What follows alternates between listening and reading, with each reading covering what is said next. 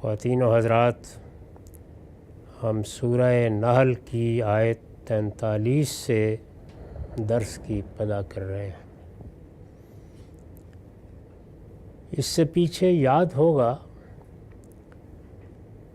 یہ چیز بیان ہوئی تھی کہ جب اللہ کا پیغمبر ان کو اللہ کا کلام سناتا ہے، اللہ کی بات ان تک پہنچاتا ہے، اللہ کا حکم اور اللہ کی ہدایت کا ابلاغ ان تک کرتا ہے، تو یہ اس کے جواب میں یہ کہتے ہیں کہ تمہارا یہ کہنا ہے کہ یہ سب اللہ کا فرشتہ آ کر تمہیں بتا جاتا ہے، تمہاری طرف وحی آتی ہے، جبریل امین آتے ہیں۔ یہ جبریل امین جو تمہاری طرف آتے ہیں، یہ آخر تمہاری طرف آ کے کیوں رہ جاتے ہیں؟ یہ ہمارے پاس بھی آ جائیں اور آ کے ہمیں پیغام پہنچا دیں۔ یہ چونکہ اللہ کے قانون کے بالکل خلاف مطالبہ ہے، اگر غور کریں تو نہایت احمقانہ ہے۔ اس کے نتیجے میں اللہ نے جو امتحان برپا کر رکھا ہے وہ اپنی غایتی سے ختم ہو جاتا ہے۔ تو اس لیے جگہ جگہ اس حماقت کی طرف توجہ دلائی ہے۔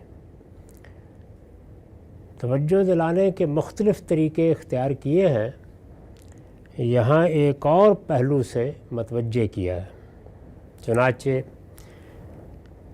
اس وقت جو سلسلہ شروع ہو رہا ہے اس کا پیچھے سے تعلق یہ ہے کہ انہیں اصرار ہے کہ ان کے لیے فرشتے بھیجے جائیں۔ جب بھی ان کو پیغام پہنچایا جاتا ہے یا اللہ کا کلام سنایا جاتا ہے تو یہ کہتے ہیں کہ فرشتے براہ راست ہمارے پاس آئیں۔ اسی طرح کا مطالبہ بنی اسرائیل نے بھی کیا ہے اور قرآن میں اس کا بھی حوالہ ہے کہ جب قرآن ان کے سامنے پیش کیا جاتا ہے تو یہ کہتے ہیں کہ آسمان سے ایک کتاب براہ راست اترتی ہوئی دکھائی جائے، ہمیں تو تورات اسی طرح دی گئی تھی۔ تو اس طرح کے مطالبات مخاطبین کرتے رہتے ہیں۔ یہاں بھی چونکہ یہ پیچھے بیان ہو چکا ہے تو اب اس پر تبصرہ کرتے ہوئے کہا ہے کہ وَمَا أَرْسَلْنَا مِن قَبْلِكَ إِلَّا رِجَالًا نُوحِي إِلَيْهِمْ، حقیقت یہ ہے کہ تم سے پہلے بھی ہم نے آدمیوں ہی کو رسول بنا کر بھیجا تھا۔ یہ تاریخ سے استدلال کیا ہے۔ بنی اسماعیل رسول اللہ کی قوم ہے، ابراہیم علیہ السلام کی اولاد ہیں، لیکن کم و بیش 2000 سال کی تاریخ گزر چکی ہے، کئی نسلیں گزر چکی ہیں، صدیوں کا فرق واقع ہو چکا ہے۔ دینی روایات موجود ہیں لیکن وہ بھی اصل میں بزرگوں کی روایت یا سوسائٹی کا عرف یا ایک رواج بن کر رہ گئی ہیں۔ یہ صورتحال ہے جس میں جب اللہ نے اپنے آخری پیغمبر کو مبعوث فرمایا اور انہوں نے آ کر یہ کلام سامنے پیش کیا تو ایسی باتیں کہہ دی گئیں۔ اگر پیغمبروں کی تاریخ سامنے ہو تو جیسی کچھ بھی تاریخ گزری ہے اس میں ہر قوم اس بات سے واقف ہے کہ پیغمبر انسانوں ہی میں سے منتخب کیے گئے ہیں۔ اس سے پہلے بھی کسی قوم کو اللہ کا پیغام فرشتے بھیج کر نہیں پہنچایا گیا۔ تو فرمایا کہ حقیقت یہ ہے کہ تم سے پہلے بھی ہم نے آدمیوں ہی کو رسول بنا کر بھیجا تھا۔ اس سے مختلف کوئی طریقہ نہ اس سے پہلے ہم نے اختیار کیا ہے، نہ اب اس مطالبے میں کوئی تک ہے جو تم کر رہے ہو۔ جن کی طرف ہم وحی کرتے رہے، یعنی جن جن پیغمبروں کو بھی ہم نے قوموں کی طرف مبعوث کیا اور پھر ہم نے وحی کی یا فرشتہ اس پیغمبر کی طرف بھیجا اور فرشتے کے ذریعے سے اپنا پیغام پیغمبر کو پہنچایا، پھر پیغمبر سے تقاضا کیا کہ وہ لوگوں تک یہ پیغام پہنچائے، اسی طریقے کو ہم نے ہمیشہ اختیار کیا ہے۔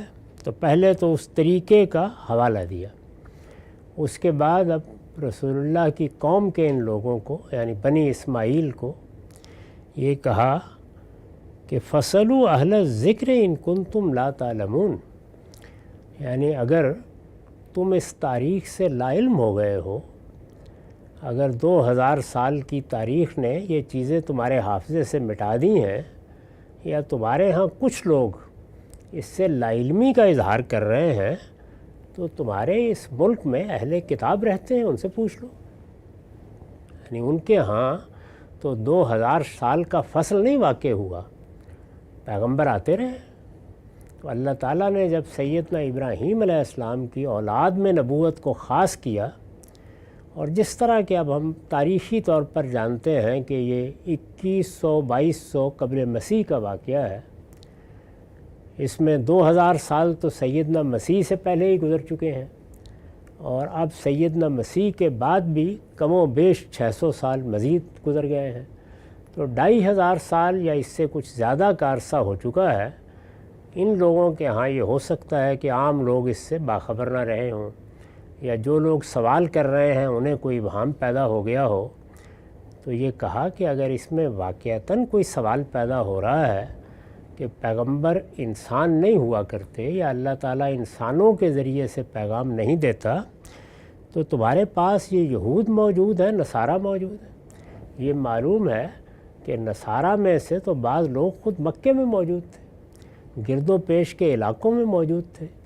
ان لوگوں کا نصارہ کے علاقوں میں عام جانا ہوتا تھا، قافلے لے کر جاتے تھے، بہت ربط ضبط تھا، حبشہ کی طرف، شام کی طرف، عراق کی طرف یہ لوگ جاتے رہتے تھے۔ بلکہ عربوں کے بعض قبیلے جو شام، عراق کی اور جزیرہ نما عرب کی سرحد پر رہتے تھے، وہ زیادہ تر مسیحی ہو چکے ہوئے تھے، بہت بڑی تعداد ان کی مسیحی مذہب اختیار کر چکی تھی۔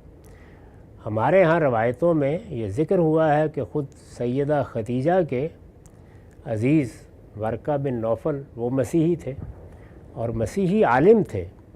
اسی طرح کا معاملہ یہود کا تھا، وہ بھی کوئی زیادہ دور نہیں رہتے تھے، ان کی بستیاں بھی ان کے راستوں پر موجود تھیں، ان سے ان کا ملنا جلنا تھا۔ وہ حج عمرے کے موقعوں پر آتے بھی تھے اور وہاں سے آ کے ان کے ساتھ معاملات بھی کرتے تھے۔ یہ خیبر وغیرہ کی بستیاں بھی کچھ زیادہ دور نہیں تھیں، تو فرمایا کہ ان سے پوچھ لو، ان سے معلوم کرو کہ ان کے ہاں پیغمبر آتے رہے ہیں نا، پے در پے آتے رہے ہیں۔ ابھی زیادہ عرصہ نہیں گزرا، مسیح علیہ السلام کی بعثت ہوئی ہے، نصارہ ان کو اللہ کا پیغمبر مانتے ہیں۔ اسی طرح یہود اپنے ہاں بہت سے پیغمبروں کا ذکر کرتے ہیں، تو ان سب کے بارے میں پوچھ کے دیکھ لو ان میں سے کون فرشتہ تھا، سب انسان ہی تھے۔ یہ اس آیت میں پس منظر ہے، یعنی کیا معاملہ ہوا۔ سیاق و سباق یہ بتا رہا ہے کہ اللہ تعالیٰ نے جب اپنے پیغمبر کے ذریعے سے پیغام پہنچایا تو یہ احمقانہ مطالبہ کیا گیا کہ وہ فرشتہ جو تمہاری طرف پیغام لے کے آتا ہے وہ ہماری طرف براہ راست کیوں نہیں آ جاتا۔ اس کے جواب میں یہ کہا گیا کہ تاریخ میں ہمیشہ یہی ہوا ہے، یہ کون سی نئی چیز ہے، یعنی ہم نے کوئی نیا معاملہ کر دیا۔ اس سے پہلے تو فرشتے آتے تھے، جنات آتے تھے، اب ہم نے ایک انسان کو منتخب کر کے بھیج دیا۔ تو پہلے بھی یہی طریقہ تھا، اب بھی یہی طریقہ ہے۔ اس میں کوئی ابہام ہے کسی شخص کو تو ان لوگوں سے پوچھ لیں جا کے، اس لیے کہ ان کے ہاں تو پیغمبری کی روایت، کتابوں کے نزول کی روایت بغیر کسی انقطاع کے جاری ہے۔ ابھی حال میں ان کے ہاں پیغمبر آ چکے ہیں، ان سے جا کر معلوم کر لو۔ اس میں جو الفاظ استعمال ہوئے ہیں وہ ہے فصل و اہل ذکر، ان سے پوچھ لو جو اس سے پہلے یاد دہانی والے ہیں۔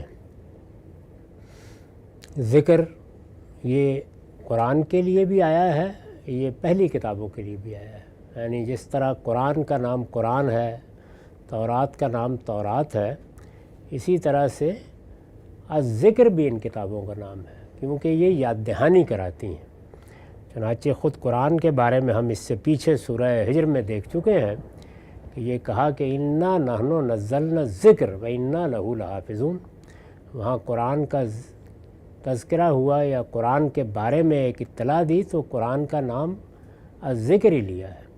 قرآن کے ناموں میں جس طرح الفرقان ایک نام ہے، القرآن ایک نام ہے، النور ایک نام ہے، اسی طرح الذکر بھی قرآن ہی کو کہا ہے، اور یہاں الذکر سے مراد تورات والے، انجیل والے، ان کی کتابیں بھی الذکر ہی ہیں۔ تو فرمایا ان سے پوچھ لو۔ ہمارے ہاں لوگوں نے جب تقلید کو ایک اصول قرار دیا اور یہ کہا کہ عام لوگوں کو کسی امام کی تقلید کرنی چاہیے، یعنی ان کا یہ کام نہیں ہے کہ انہیں کوئی دین سے متعلق مسئلہ پیش آئے تو وہ فلاں سے پوچھ لیں، فلاں سے پوچھ لیں، اپنی مرضی کے کسی عالم سے ایک بات معلوم کر لیں پھر کسی دوسرے سے معلوم کر لیں۔ جیسے ہم بیمار ہوتے ہیں تو جس طبیب پر اعتماد ہوتا ہے جاتے ہیں اور بدل بھی لیتے ہیں، جب اطمینان نہیں ہوتا کسی دوسرے کی بات بھی سن لیتے ہیں۔ تو وہ اس کے جواب میں یہ کہتے ہیں کہ یہ عام آدمی کا کام نہیں ہے۔ تو اس میں یہ سوال پیدا ہوتا ہے کہ یہ جو بات کہی جا رہی ہے کہ تقلید واجب ہے اور تقلید کی خلاف ورزی حرام ہے اور کسی نہ کسی امام کا دامن پکڑ کے رہنا چاہیے، اللہ نے اس کا پابند کہاں کیا ہے؟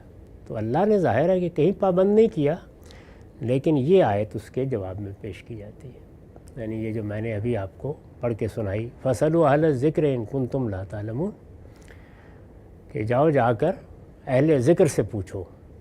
اب سیاق و سباق میں نہ یہاں کوئی حکم دیا جا رہا ہے، نہ کوئی ہدایت کی جا رہی ہے، نہ مسئلہ پوچھنے کے لیے بھیجا جا رہا ہے۔ یہاں تو یہ کہا جا رہا ہے کہ اگر تمہیں کسی چیز کے بارے میں کوئی ابہام ہے تو تمہارے پاس وہ لوگ موجود ہیں جن کی طرف پہلے اللہ کی کتاب آتی رہی ہے، ان سے جا کے تصدیق کر لو کہ اللہ کی کتاب اس سے پہلے فرشتے براہ راست لے کے آتے ہیں یا وہ پیغمبروں کے پاس آتے ہیں اور پیغمبر آگے انسانوں تک پہنچاتے ہیں۔ یہ ہے اس کا سیاق و سباق۔ اس میں نہ وہ موضوع ہے، نہ وہ مدعا ہے، نہ اس میں پوچھنے کو فرض کیا گیا ہے، نہ پوچھنے پر کوئی نکیر کی گئی ہے، سرے سے یہ موضوع ہی نہیں ہے، یعنی نہ جملہ اس کے لیے ہے، نہ سیاق اس کے لیے ہے، نہ مدعا اس کے لیے ہے، نہ بیان اس کے لیے ہے۔ تو ہمارے ہاں جب قرآن مجید کو اس طرح سیاق و سباق سے الگ کر کے اس سے مسائل نکالے جاتے ہیں اور نکالنے والوں کو داد دی جاتی ہے تو اس کا آپ اس سے اندازہ کر سکتے ہیں یہاں کوئی سرے سے موضوعی زیر بحث نہیں ہے، بات ہی بالکل دوسری ہو رہی ہے، اور جو بات کہی جا رہی ہے اس میں نہ کچھ واجب ہو رہا ہے نہ کوئی حکم دیا جا رہا ہے۔ ایسے ہی ہے جیسے ایک آدمی آپ کے ساتھ بحث کر رہا ہے اور وہ یہ کہتا ہے کہ پاکستان میں اسلام آباد نام کا تو کوئی شہر نہیں ہے، تو آپ یہ کہیں کہ بھائی یہ لوگ پاکستان سے آئے ہیں، 10 آدمی پوچھ لو ان سے جا کے۔ تو یہاں کیا پوچھ لو جا کے یہ کوئی حکم دیا جا رہا ہے؟ نہ پوچھیں تو حرمت لاحق ہو جائے گی، یہ کوئی دینی واجب بیان کیا جا رہا ہے؟ کچھ بھی نہیں ہے۔ تو یہ سیاق ہے اور یہ محل ہے اس آیت کا، اس کا ہرگز اس موضوع سے کوئی تعلق نہیں ہے، معاف کیجیے۔